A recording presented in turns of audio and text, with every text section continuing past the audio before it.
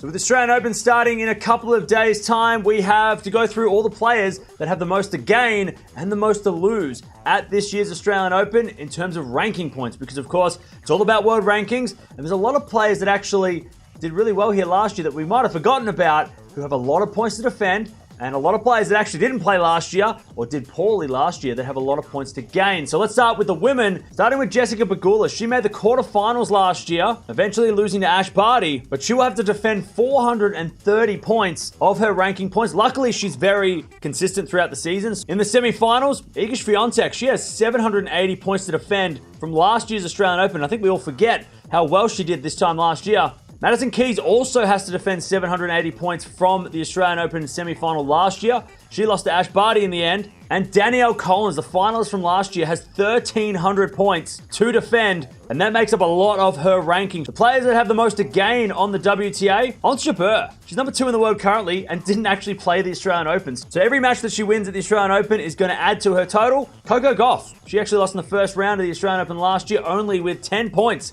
to defend. So she's kind of like Jabeur. No risk, can play for free. Caroline Garcia also lost in the first round. This time last year, she was actually 70 or so in the world. So she's number 4 currently. Got nothing to lose. And Belinda Bencic, who's in really good form at the moment, she only made a second round, which means she has to save 45 points from last year. So again, she has nothing to lose going into this Australian Open. Heading over to the men now and the players that have most to lose at this year's Australian Open ranking-wise, Matteo Berrettini. He made the semi-finals last year, and he has 720 points to defend, and that's going to be tough because he does have very tough opponents in the first few rounds. Stefanos Tsitsipas also has that same total, 720 points to defend after making the semi-finals last year, so both those guys are going to have to do well, and both those guys have got tricky draws. The finalists from last year, Daniil Medvedev has a very tough draw, and he has to defend 1,200 points from last year's final, and he's in a very tough draw, which includes the champion of last year, Rafa Nadal. Now, Rafa has the most to lose, 2,000 points, and he has probably one of the toughest draws, not just out of these 4 guys, but in the entire tournament, and it's going to be very tricky for Rafa to get those 2,000 points back. The players that have nothing to lose and everything to gain, Casper Ruud. He actually didn't play the Australian Open last year, which is crazy. It's kind of like Ons Jabeur for the ladies. He didn't play, so he has everything to gain. Novak Djokovic,